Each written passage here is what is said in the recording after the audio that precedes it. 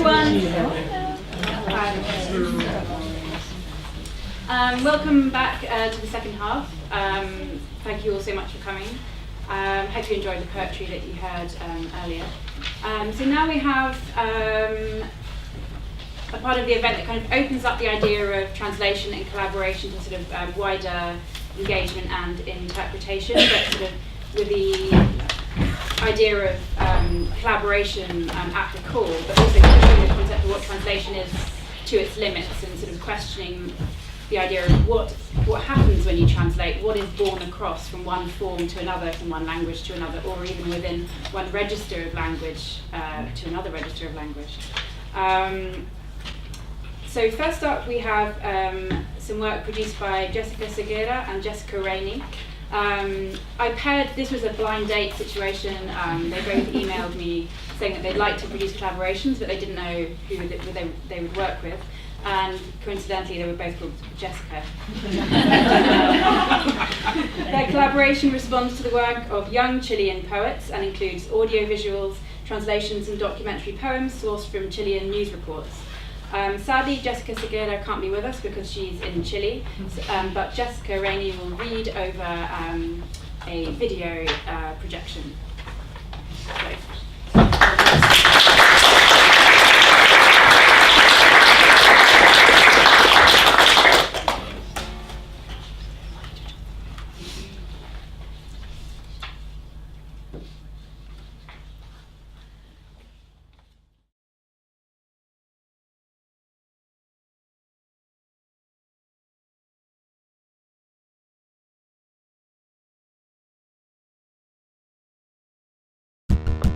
No tengo trabajo.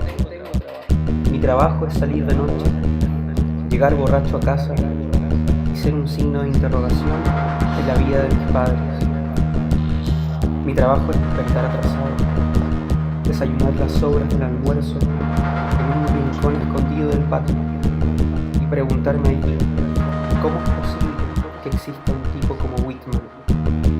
Mi trabajo Employment continues to lose quality. Insecurity continues to rise. Freelance work continues to bolster numbers. I would like to invite you not to make a big scene out of this. Fireworks will once again light up the skies in the park of Chileanness, using the same technology as the Rio Olympic Games. Pero ni un engaño, señores.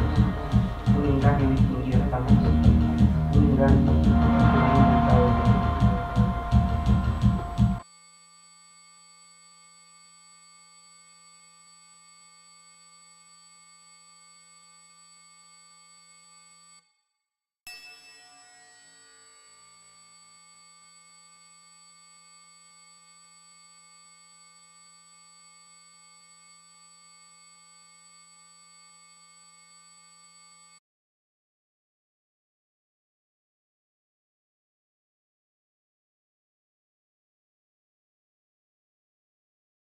La luz se declara independiente de todo dolor provocado o por una imagen.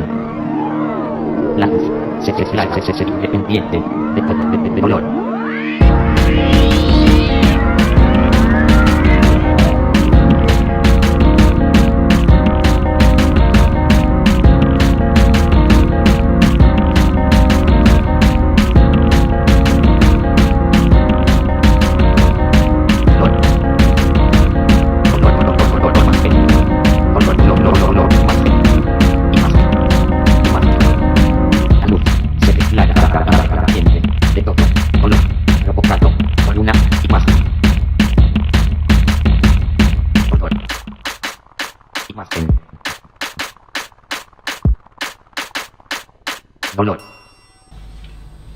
The 7th anniversary of the death of the professor will be commemorated by candlelight.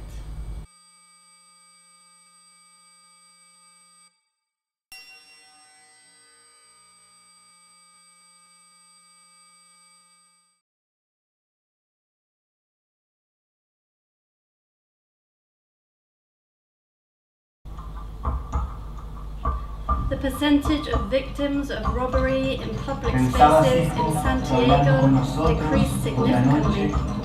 The percentage of people reporting crimes claiming to be satisfied with police increased. In your view, violence in your neighborhood, the same increase, decreased. Crime in your area today, the same, more or less violent. The percentage of people placing their fear level at high increased. The number of neighbors agreeing to help each other decreased significantly. The high level of fear continues, highest in Santiago. Once again, in South America, Chile is the most peaceful nation.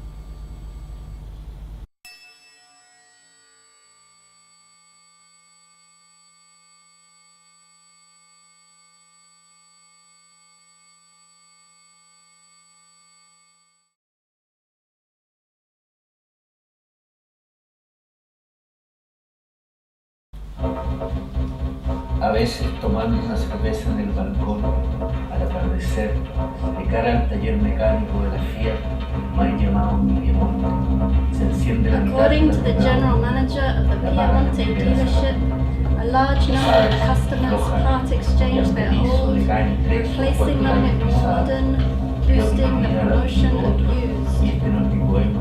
The average person is already used and changing more frequently. In winter, lakes Toro, Verde and Chico undergo a changing conditions, freezing over, creating a unique, reinforcing the proposed.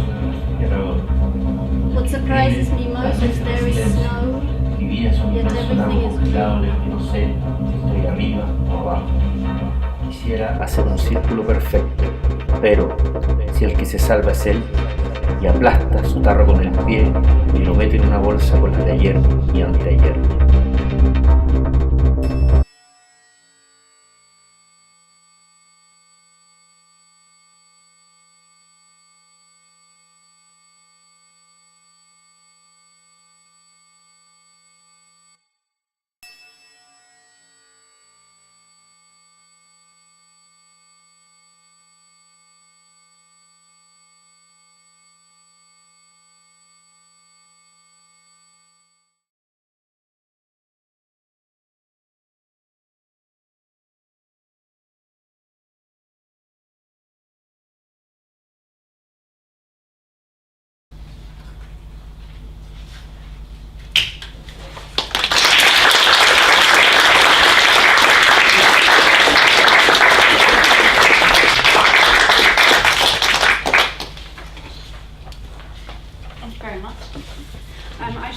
Tell you about, in the programme there's notes and explanations about the processes people have used to produce their translations, if you'd like to read about them.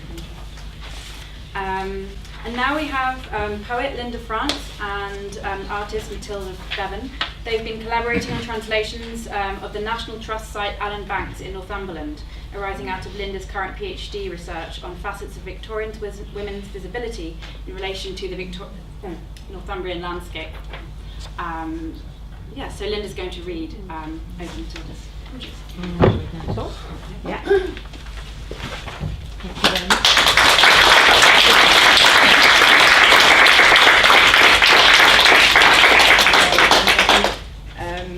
So I generally do quite a lot of collaborations with visual artists. So when I started doing my PhD research based at Alan Banks, it felt very natural for me to invite a visual artist and friend, Matilda, to join me on some of my visits there, and to just see how a visual artist responded to the landscape. So if we were doing anything about translation at all, well, what we've done is attempt to make a translation of the landscape, so a translation from the non-verbal into both text and image, and it's part of an ongoing conversation. So I don't really have a kind of a definitive take on it. So we were going for walks to Allen Banks, this National Trust site in Northumberland. And Right, yes, I started by taking some photographs and took them back and had a good look at them, and I was really fascinated because it's a wooded gorge and there were these beautiful rock faces, and I selected one of my photographs and decided to do, this is quite a big drawing, well, painting, it's about 1 metre wide, and I just made the painting in gouache and graphite on top of it.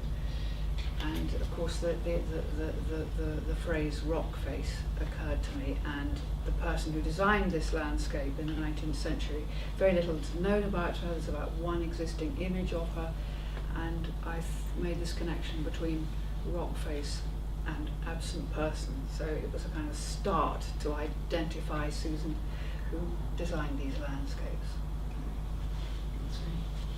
yeah, and so Matilda emailed me the image, and I was so keen to get going, I started writing in response to the digital image, and Matilda very rightly said, hey, hang on, you need to see the painting's aura. So I went to her studio and sat in front of the actual painting, and it was in fact entirely different. So what I'd started writing became process, and I started again and responded to this. And I was thinking about where I am, so I'm kind of wanting to write about the landscape. I am writing about the landscape, but I brought a kind of a similar approach to how I responded to writing about Matilda's image as well. So not trying to illustrate it or make a verbal illustration of it, but to respond to it and find some in between space. So we talked about that subsequently to do with the kind of the collaborative aspect of it, but the way that you're wanting to make something that's greater than the sum of its parts. So you've got these two separate things there. They are talking to each other, but they're creating another space. So this is what I wrote. So the next slide. Yeah. And so I was very aware that one of the things I wanted to take into account was the lines, strata, and that be reflected in the layout of the poem, the lineation. Lapidary.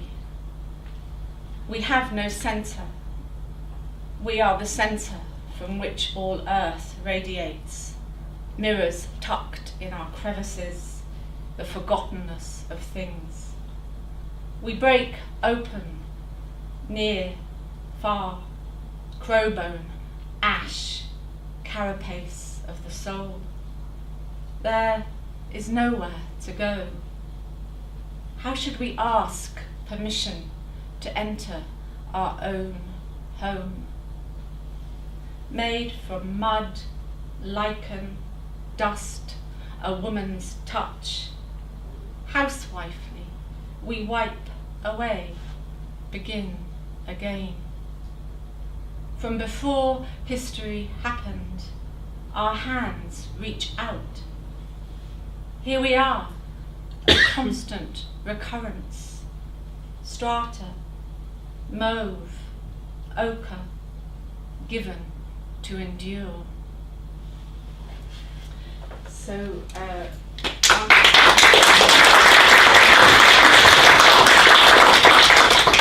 once we'd done that, because we'd seen the sign advertising the project and wanted to participate, we thought it would be very interesting to see what would happen if we turned it the other way round. So I already had a body of work, and so here I responded to the image, and I'd already had this work in progress to see what would happen if Matilda read that and then chose something, selected from something from that to make an image from. So working from, but she chose in a way it was slightly different. It wasn't entirely symmetrical because you chose, didn't you, what to make. Do you want to say something about that? Yes, maybe. Yeah? Yes. Yes, I chose. It was a particular line about a weathered face or something like that. So anyway, I did a self-portrait in graphite, and it was very kind of neat. I was trying to get it right, and I thought I'll just put white acrylic paint all over it and see what happens. And it kind of created what I wanted, which was a weathering, distancing effect. So that was what it is.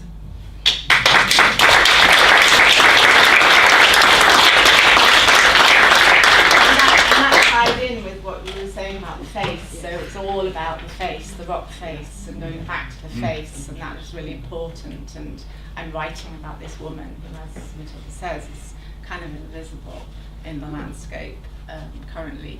So if you just want to put the next one on, I won't read it because it's part of a longer piece. It's actually set out as prose. It's a prose piece, a longer piece. But so that's us.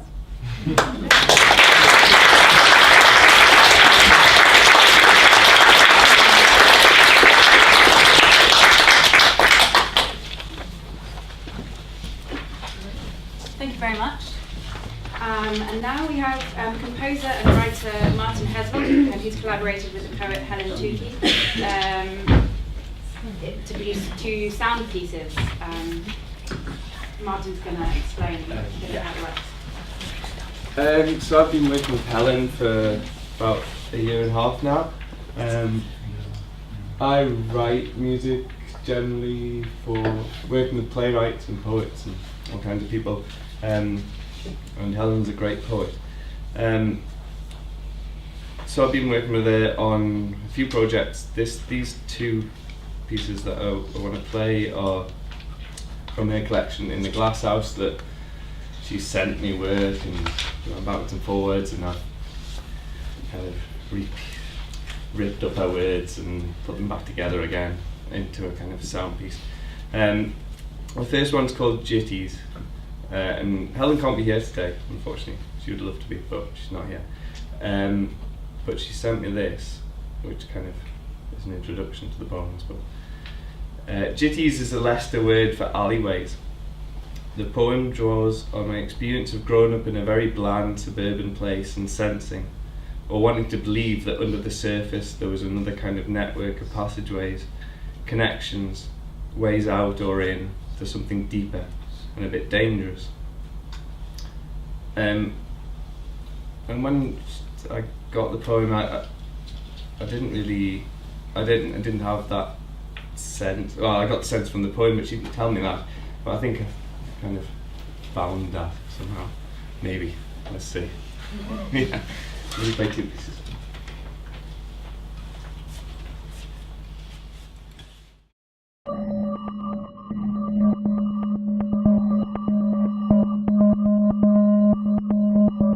Jitties aren't on the map, but you've always known the dogleg through to the play school, the library, cuts through estates, the tunnels that bring you out different. Always wanted this, to move unseen, to cut passages, able to slip through the cracks, like the streams on the field edge, housebound, narrow ways, creosote fences, overhangs of trees, gardens, wild endings, not overlooked, not comprehended. There is another life under this one. Humming with motor, a kind of code, you slip away. You've always known danger under culverts, circling spikes to stop you crossing by the pipeline, watercourses, older ways the body can read, know its presence. Motorway, humming with escapes, speaking, turning in creosote, wood, hot slabs, tiny observation posts. World expands to fill the space allowed. Constraint produces meaning, pressure, it codes, heightens. You are aware, the wires, tracks, coming for miles, concentrated, here where you must be, not speaking, but knowing everything is there in the spaces between. Everything is there in the spaces between, but knowing, not speaking, here where you must concentrating for miles, tracks, the wires. You are aware, heightens, codes, and pressure, constraint produces meaning. World expands to fill the space, tiny observation posts, hot slabs, wood, creosote, turning inward, not speaking, motorway, humming with escape, knows the body can read, older ways to cut by the pipeline, circling spikes to stop you cross, danger under culverts, you slip away, kind of code, humming with motorway. There is another life under this one.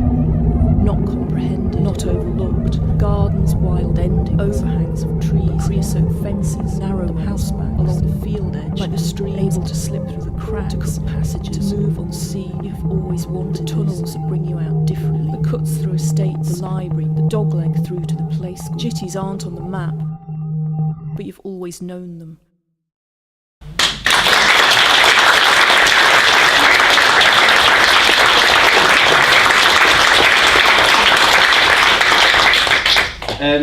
This second one, I've kind of surprised you with it, so we haven't got any of the words on it.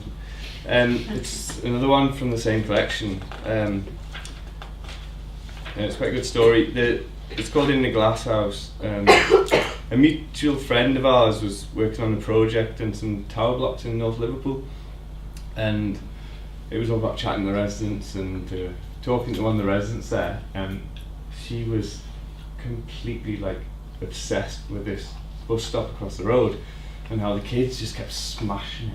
She was like every 2 weeks, and it was winding her up. They could see it. It was like every time they went week after week after week to chat with these people, and they could see it was just, you know, it was she was obsessing about it. And so they were talking to her and they were saying, you know, what is it? And and eventually, after talking to her for ages, and she said, you know, I just want to know what it is to feel like that moment of how, when they hit that, when the glass smashes, like what are they thinking, what are they feeling that. Anyway, so the people that were in the project decided to take her to the glass factory in St Helens, one of the glass factories in St Helens, because there's lots of glass factories in St Helens, and they got a huge pane of glass that she had to get up on a platform, and she just smashed it. And they were chatting. It was a big cathartic experience for her, this poor woman. Anyway, Helen heard this story and she wrote this, and then I turned it into music.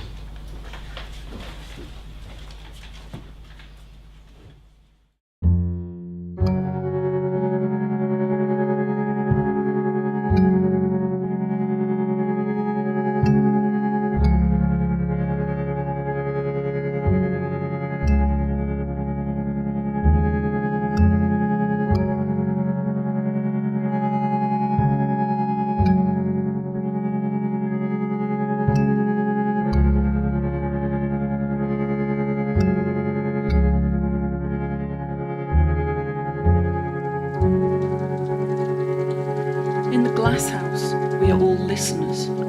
We all make confessions, the air alive as rain whispers, tell us, tell us. What I have always wanted, she hesitates. What I have always wanted is the destruction of glass, hanging an instant in perfect balance, and then the consequence, everything falling, exploded beyond thought of repair. What I have always wanted, laughter angles from glass walls, is the power of a forbidden word, is to run and run in sheeting rain, is an act so irrevocable it takes away my name, and afterwards I shall be changed through and through, and I shall walk quietly back into my life, and no one will know the language in which to speak to me, and that act will never be repeated, but will always have taken place, and the glass will hang always in its perfect instant, complete still, but fractured utterly.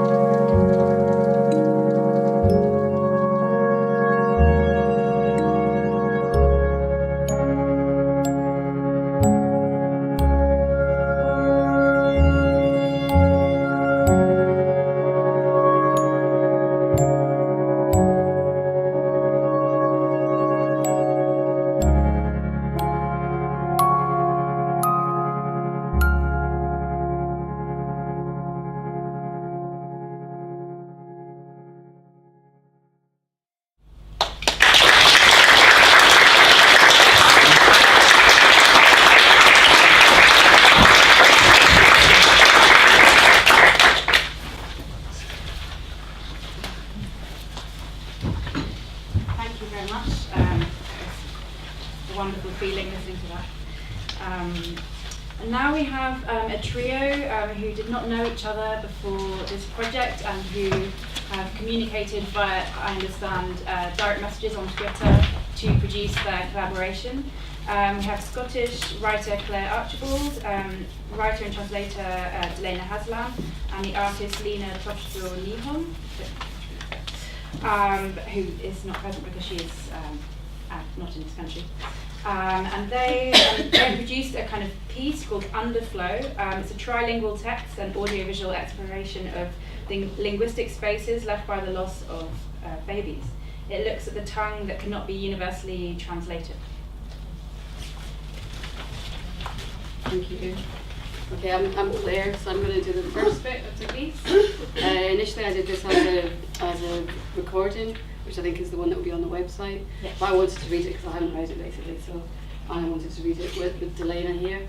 And I realise I'm doing a method reading because I'm going to read about being on the beach and I've got sand on my flip-flops. So yeah, so my piece, and we've been a bit free and easy with the terms of poetry and translation, but mine is called Traducción de mi mente, and apologies to Spanish speakers in the room.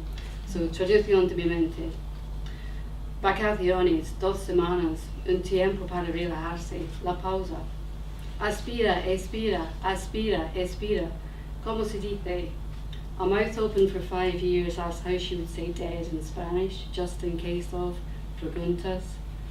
Mind plays with words, tries to ignore the importance of tenses. No tengo las palabras para explicar, no preguntas por favor, pero soy o estoy embarazada.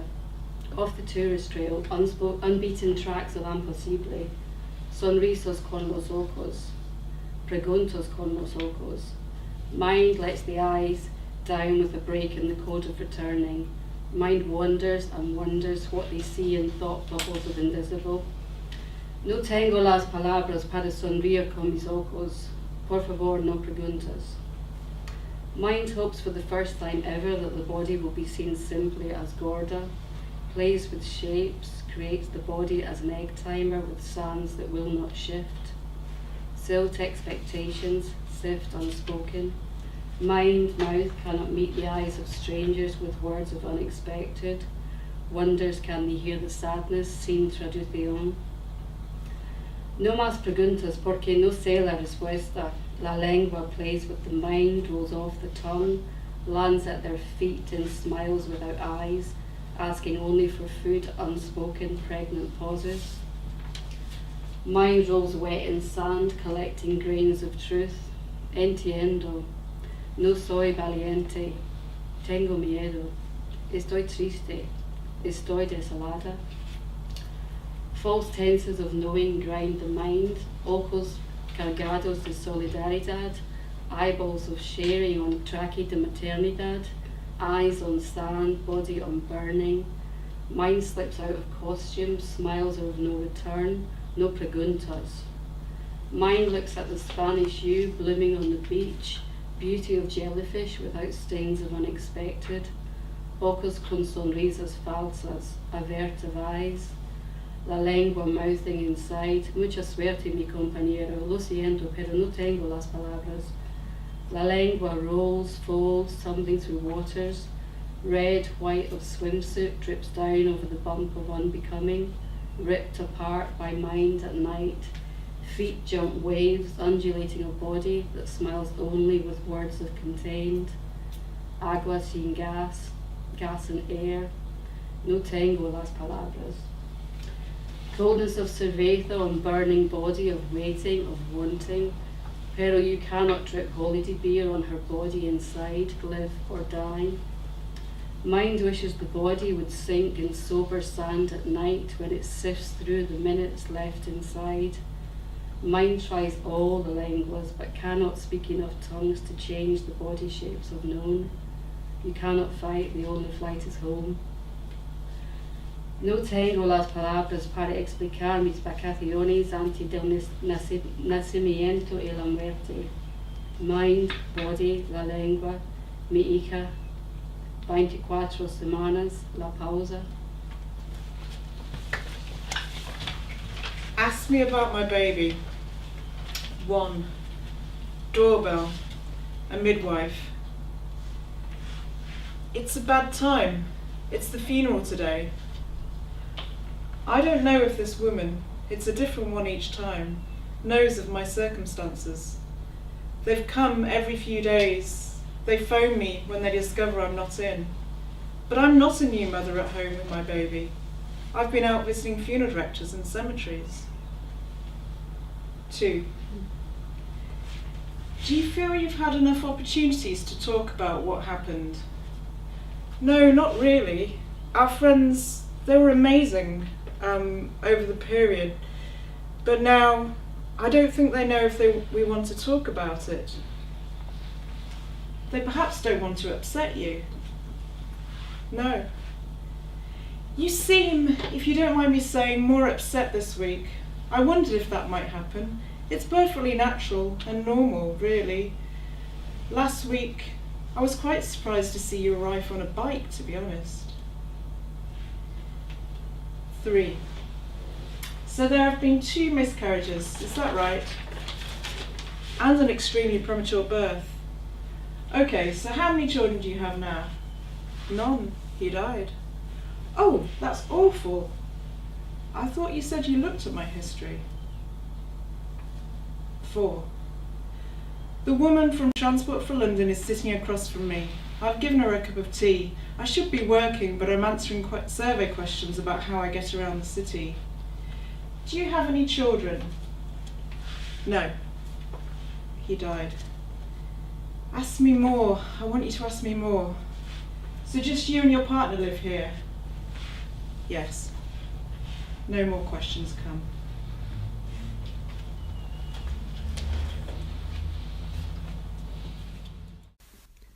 Lingua pontem, wave and stretcher. Spørgsmålene udligner ikke smerten mellem vinduerne. Tongue written or tongue written.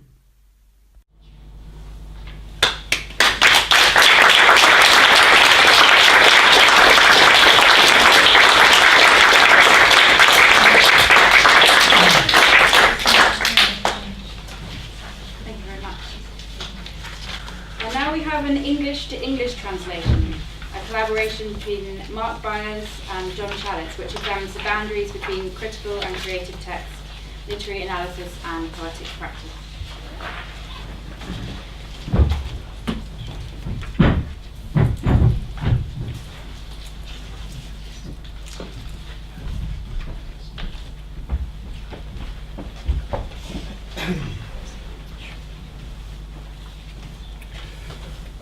So, as Rebecca says, Mark and mine translation is more about the text, really. Mark wrote this essay about Joe Shapcott's poem, Electroplating the Baby, which is a found poem about the process of preserving a body. And to me, this seemed like a very interesting idea for the way text is preserved. So I took the strategy that Jo took in her poem, which Mark talks about in his essay, taking text from both Jo's poem, Mark's essay, and a third text, a book called The Prospect of Immortality by Robert Ettinger. And this is almost like a sci-fi manifesto towards cryogenics. Crazy idea, I realised. But it's all about, I suppose, the idea about how a text can be frozen, thawed, and sort of messed around with in a way, translated perhaps. So I'm going to read my poem, then Mark's going to read his translation of this poem. So it's a kind of, he gets his revenge in a way. Yeah. There may be thawing damage. Our inclination is to make do with imperfection. This practice is derived from an article entitled Several Types of Death. The rich alone are capable of investing in the absurd and the impractical. But we must be in no doubt of our direction. Let us review the findings. Upon a patient's death, which we define as clinical, perforate the body to assimilate the material. Enclose it in an envelope of copper, bronze or nickel, of nitrogen or gold. Dr. Parkes defines the second type as biological. If it is beyond us to resuscitate a subject, he encourages experiment. This seems only logical. Our progress does not depend on any special timetable. If practiced accurately, the patient's blood is substituted. The third and final type we fear is sadly irreversible. We must work fast to prevent the degeneration of the body's cells. Such tragic alterations temper a subject's character or soul. Although it is impossible to suspend the narrative entirely, by storing the body at a very low temperature, deterioration is arrested. We grant ourselves the chance to taste the wine of centuries unborn. Unless instituted immediately, full recovery of any mammal after complete freezing will continue to be unattainable. But our insufficient processes cannot stop our metal. There is still much to achieve.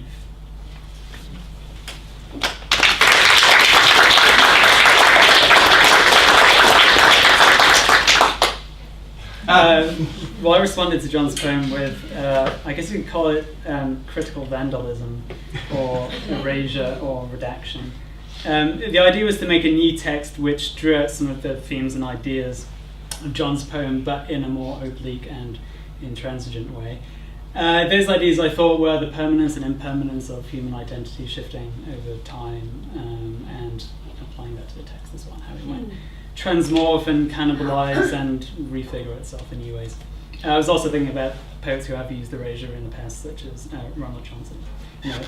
So this text is called Fear Works the Body's Cells.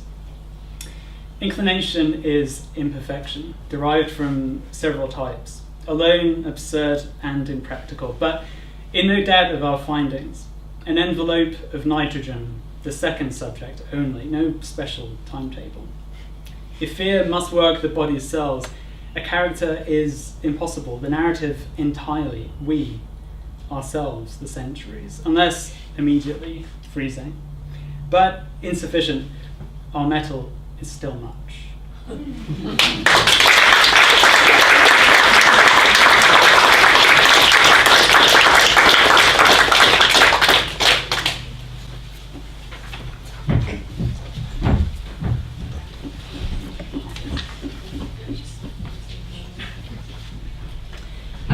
Thank you very much. And now we have Vaccine, a short film by Kate Sweeney made in collaboration with the poet Christy Ducker. Vaccine was written as part of Christy's residency at York University, working alongside scientists at the Centre for Chronic Diseases. Would you like to say? Just want to say a couple of words. Is Yes. that all right? Yeah, quickly. Cheers.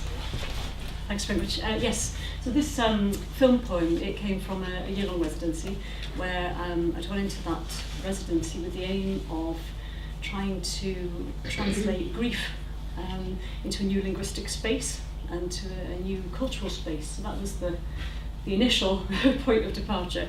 But as we got into it, it very rapidly became a three-way conversation for about a year, a very vibrant conversation between science, visual art, and poetry.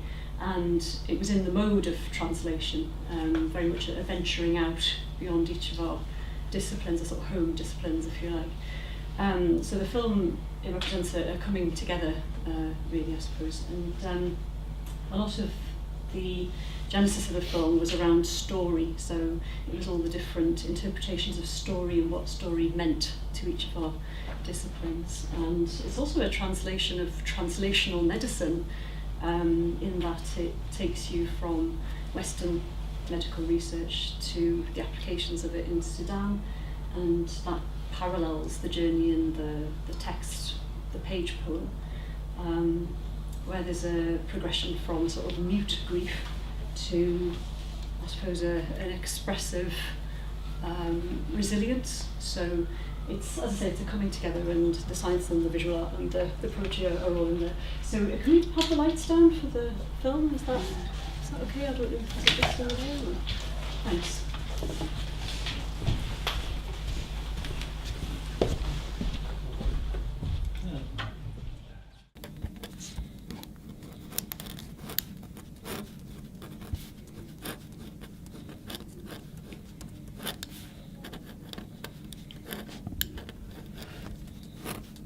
We went to Kedarif and an area called Doka, and that is about 600 kilometers away from Khartoum, which is the capital of Sudan.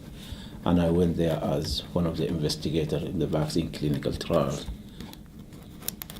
I try to write whatever I see. Whenever I go anywhere, try to see, to write what I can see and try to share a reflection of what I saw in that remote area. The hospital is in a rural area. When we went there, the two boys came there with age about 18 or 20. I gave them the name Amr and Zaid. And those boys come with this Leishmania legion, and their face was full of this dust around their face and their ears, to the degree that it almost covered their eyes and their ears.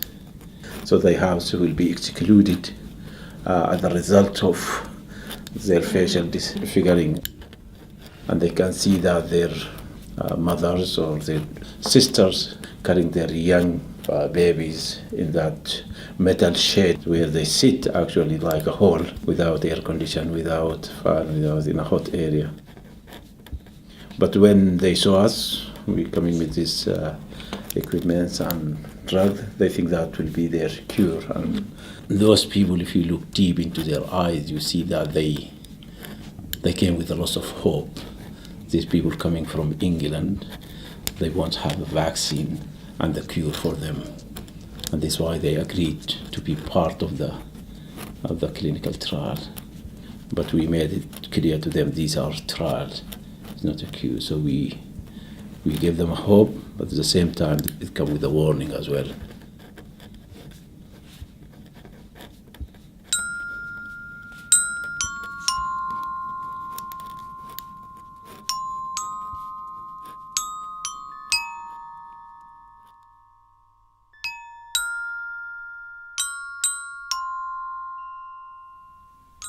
My mother kept me from fairy tales, not wanting those women in boxes with all their waiting to stall me. But when I grew up and found myself boxed in, I couldn't see the walls for years, not having rehearsed horror in miniature, how a storyteller or scientist might. Today, in the lab, I learn how to make a horror small, that we boil it and pin it inside our own blood, to teach ourselves the lesson. Naivety kills, but memory inoculates, measured out at the right dose. For lupus, try absorbing a microgram of its snarl so you might bite back. For Cinderella disease, take only its slippers. Appear to swoon, but prepare to kick. The science of self-protection asks, we rewrite the story of what appalls. Be glad the hairs on the back of your neck stir when a wolf comes near you. For grief, devour a sugar skull and dance on the Day of the Dead.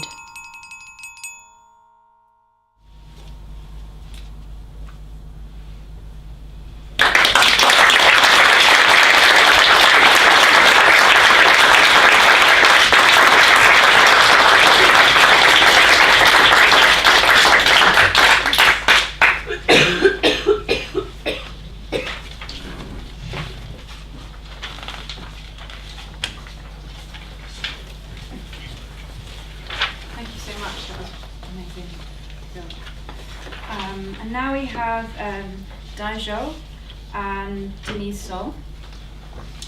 Dai is a Chinese translator and writer, an MA translation student at the University of Warwick. Denise Sol is a writer, poet and visual artist. She's the pamphlet selector for the Poetry Book Society and is currently undertaking a PhD in creative writing at the University of Roehampton. In fact, Fiona is her supervisor. Yes, and so please come and present your work.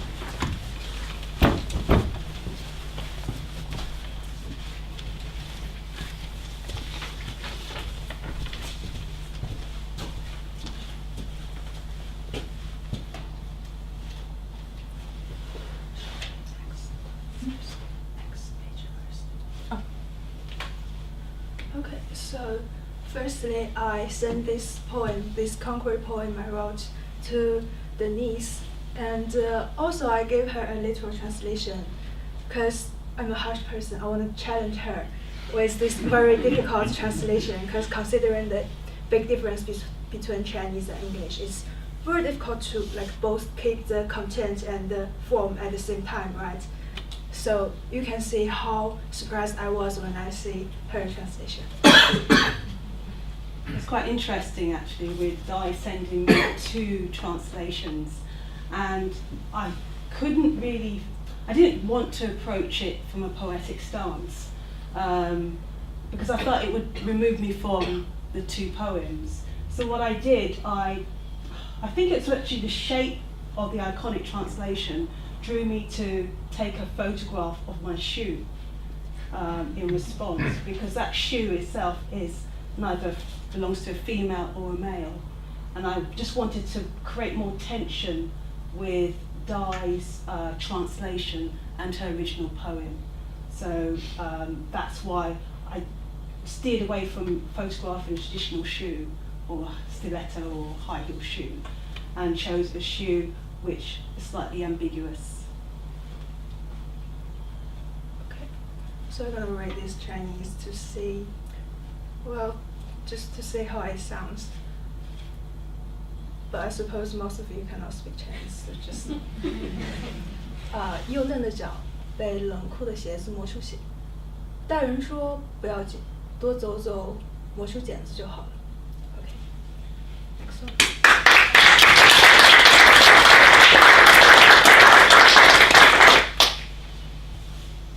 So with this poem, it's a prose poem, and Di asked me a really interesting question beforehand. She said to me, why did I choose this poem for her?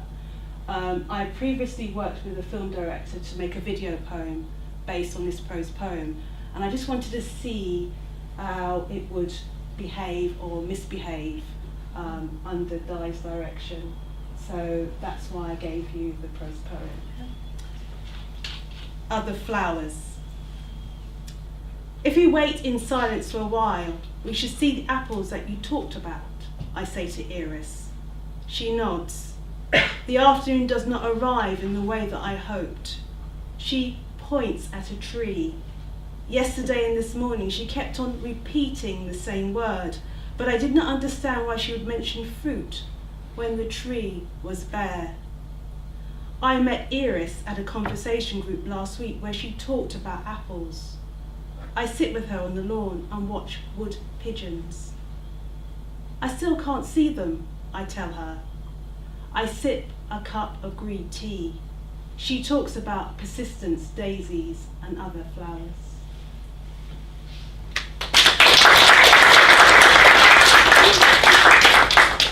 Okay, so after I've read this poem, the image of apple always just kept reappearing in my mind. It's kind of a torture. So I said, okay, I'll just translate this image. I'll draw this image out with Chinese characters. So I can say my translation just picks out the most impressive, most shocking part of Denise's prose poem and just presents it to the audience. But to some extent, I think it's kind of influenced how the audience understand this poem. But anyway, I'm gonna read my translation. 如果我们安静地等一会儿，应该会看到你说的那些苹果。我对厄里斯说。他点点头。然而那天下午和我期望的不一样。他指着树。昨天、今早，他一直重复着同一个词。但是我不明白为什么树还光秃秃的时候，他就已经谈论起果实。我和厄里斯相识在上周的座谈小组，那时他谈到了苹果。我和他坐在草坪上看林鸽，我还是看不到。我对他说，我啜了口绿茶。他说起坚持、雏菊和其他的话。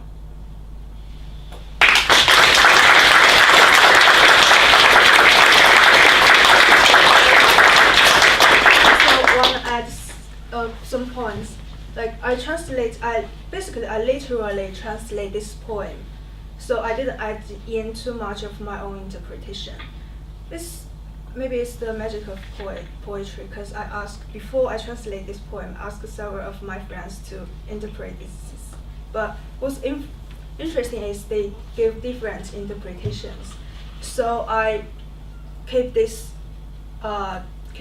content, and so I just literally translate, not exactly word for word translation, but to try to keep all the possibilities of interpretations. Okay, that's all.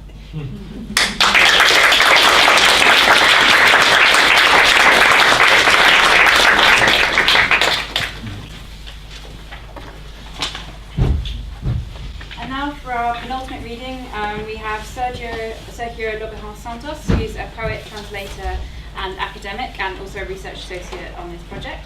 He collaborated with Fionnuala Sweeney, who's senior lecturer in American Studies at the university here. Sadly, Fionnuala can't be with us, so Fiona has kindly volunteered to read some of your two poems that you translations. Yeah, two translations from the Spanish, which is Sergio's first language. And also we have one recording of Fionnuala reading as well. Yes. Okay. Well, first of all, I'd like to thank three women for their generosity. First of all, Fiona Santos. It's an honor to have the translations by her. Also, Rebecca Johnson for putting this second half of the presentation together. That was really hard work. And for putting me in touch with Fionnuala. Fionnuala has been really kind to me, not only translating 8 of my poems, don't worry, I'm only going to be reading 2 of them, and also producing variations on the translations.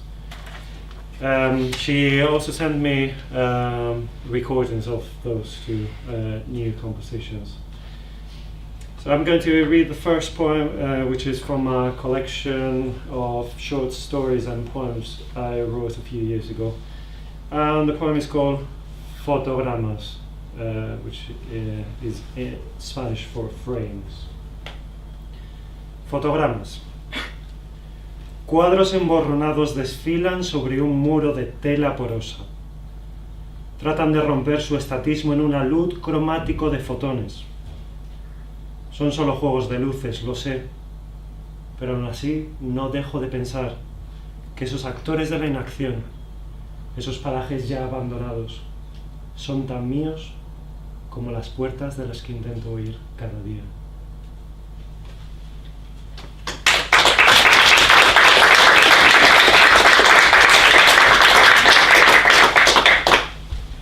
Frames. Blurred pictures parade on a wall of porous fabric.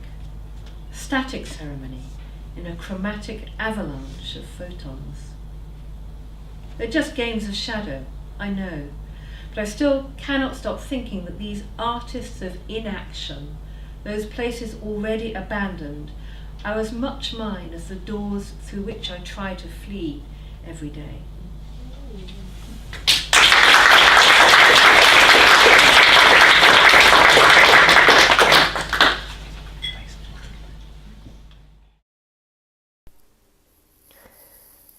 Framed. Faint pictures figure the wall, and yet, in all the pageantry of impervious text, breaking faith in lost logic, in the fall of metaphor, imagine, I, a game of light, shadowed in knowing mastery of the glance at the sight of inscription, the door of escape to shallow civility, all ready for I with my needle, to sew into ground, a stitch in the ditch where the bones and the stones once laid, side by side. For so much depends, doesn't it, now that you have wandered, on the greyness of stones, the certainty of lapse, the slight weight of memory, only a gram or 2 or 3, enough at least to frame an ending that is mine, provisionally, to forego the absolute of your singularity, Effendi, a turco for all I know, a dog, further west than even suspicion would allow, chromatically curtailed in the crook of an eye, the turn of a tongue. No blue here, no easy cradling.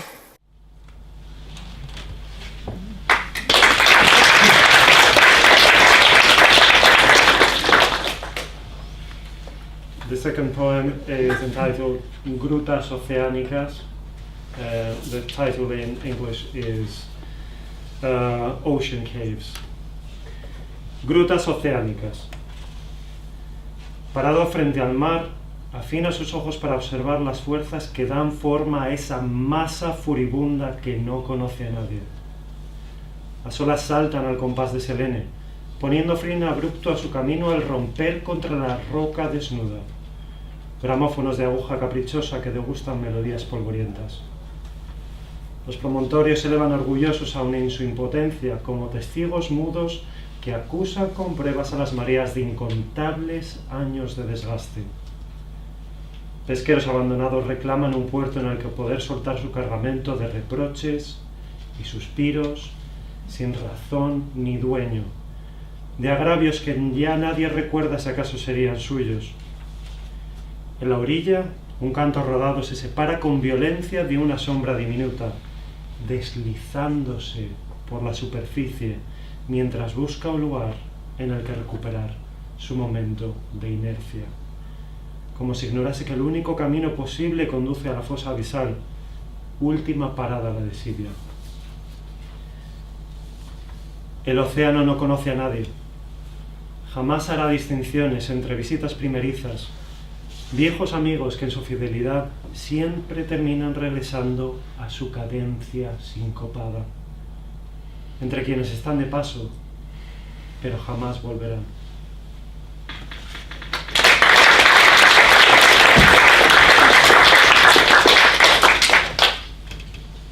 Ocean caves. Standing in front of the sea, sharpen your eyes to remark the forces that reshape that furious, unknowing mass. The waves start to the compass of Selene, abruptly ending their path in the break of bare rock, as gramophone needles taste dusty melodies. The promontories rise proudly, even in their impotence, mute witnesses to the tides accused with the evidence of countless years of wear. Abandoned fishermen claim a port to release their cargo of reproaches and sighs without reason or title, of grievances unremembered even in the heart. On the shore, a stone skips along its own tiny shadow, sliding across the surface, looking for a place in which to recover its moment of inertia, as if to deny that the only possible path draws downwards, an idling last stop. The ocean knows no one, makes no distinctions between first visits and old friends who, in their fidelity, always end up coming back to its syncopated cadence, between those passing through, never to return.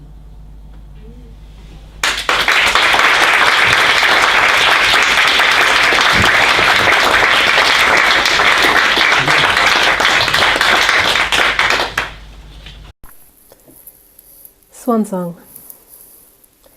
Sea eyes seek the splash of monsters, the furtive power of here be, mapped in anticipation.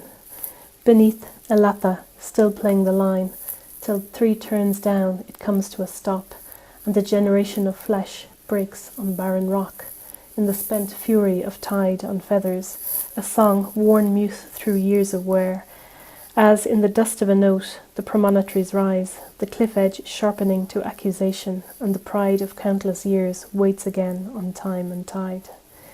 In the face of this new quickening, fishermen claim a port, forsaking that cargo of reproach, of grievance unremembered. 400 years and it's over in a blink, in the sigh of the shore, where, out of sight, a grain of sand sheds its shadow, a break in time, sliding in search of a surfeit in which to recover its moment. What do you want, Sybil? Not what you think, not at all. Not that inertia, that paid-for innocence. Is mise en abîme the last stop? Intact here still the triumph of power over petition, and no distinction between the first meeting and the last, for old friends whose loyalty turns on the hinge of last cadence. I choose she, in anticipation. Path to, pass through, it's only history.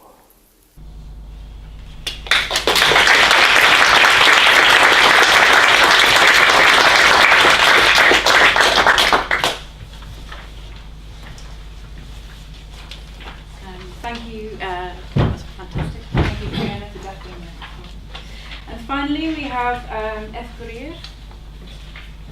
Pronunciation now. It's a script read by Heather Connolly, artist and research fellow at Birmingham City University, and Gabriela Saldana, academic and director of the Birmingham Centre for Translation at the University of Birmingham. Escurir can be translated as drain, ring, slip away. It is a playful work that exposes translation as a generative and performative act. We'd like to extend the collaboration if anybody would like to join in. So we have like, I've got about 7 copies here.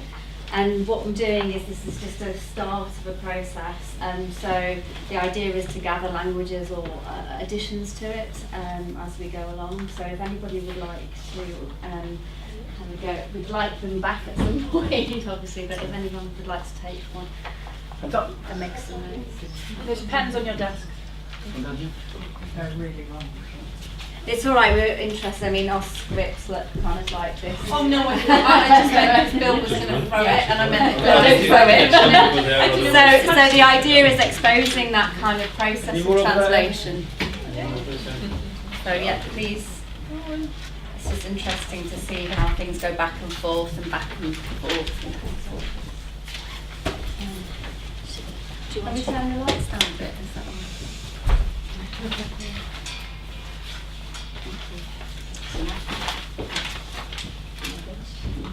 Yeah. Escurrir. I massage the language as it eludes my grip. Masajeo el lenguaje y se te escapa. Like a squeezed jellyfish. Se escurre entre los dedos. It slips through our fingers. Huye como un agua viva. Live water, liquid language. Medusa. A jellyfish. Un agua viva, una medusa. Elegant, amoebic. Elegante, ambivalente.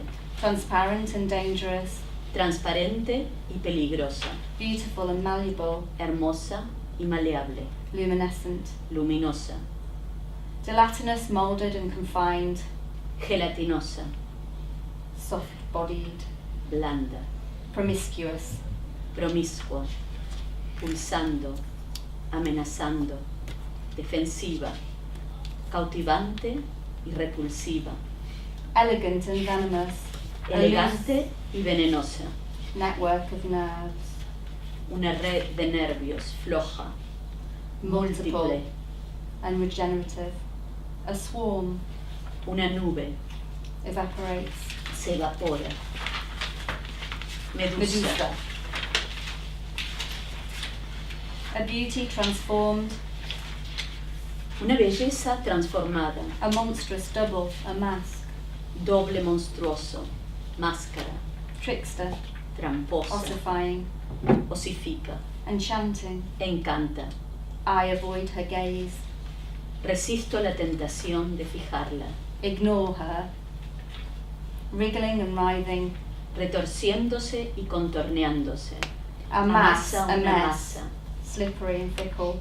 Escurridiza e inconstante. Paralyzed. Petrificada. Deflecting her gaze.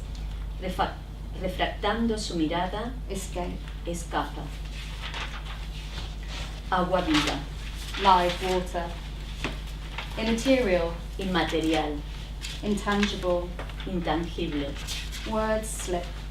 Las palabras se escurren. The text, an event. Texto, evento. Shapeless and fluid. Forma fluida. Holding form for a moment. Formada. Moving. Se mueve. Seeking porosity. Buscando grietas. Oozing. Flawed. Irradiando, supurando. Finding, challenging, breaking, creating. Descubriendo, desafiando, deformando, creando. Transformando. Lenguaje líquido. Liquid language. Una ilusión de estabilidad. An illusion of stability. Desafiando la hegemonía y la verdad. Challenging hegemony. Esquiva, escapa, genera. Generative. The language morphs, finding its own level, its own voice. El lenguaje se acomoda a su nivel, a su voz, su distancia. I've lost my grip. Lo dejo escurrir. I let it go. Lo dejo ir. Escurrir.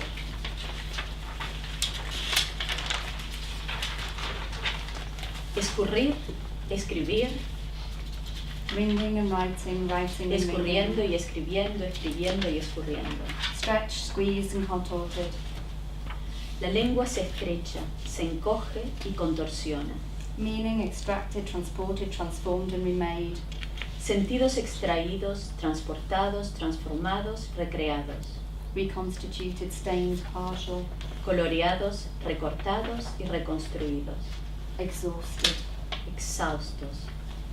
Fall. Caen. Recurren.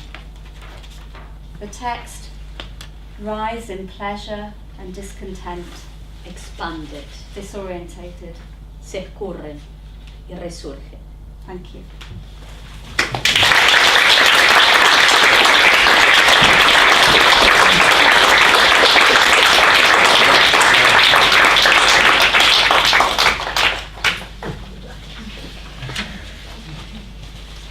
Thank you so much to everyone who participated in the collaborative translations. It was a wonderfully enlightening and inspiring array of things that you produced. I'm really excited by it. I'll be putting everything up on the website early next week, so you can delve into each other's work and read more, and as well as the explanations of practice.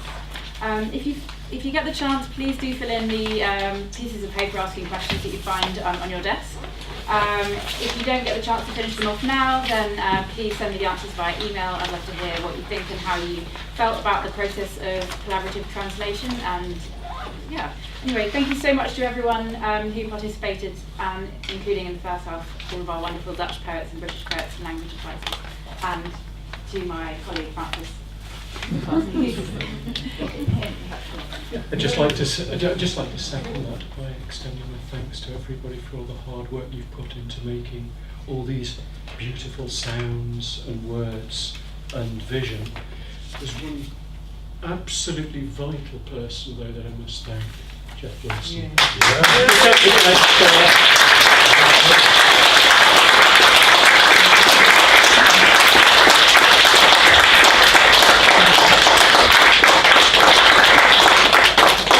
Nothing would have worked this week without Jeff. Absolutely. Nor in Rotterdam. Yes, anyway. Thank you so much. And if you fancy hanging around, we're making our way to Panny's reputable Sardinian cafe for dinner and wine, short walk away, and just follow the band of hungry poets. Yeah. Thank you very much.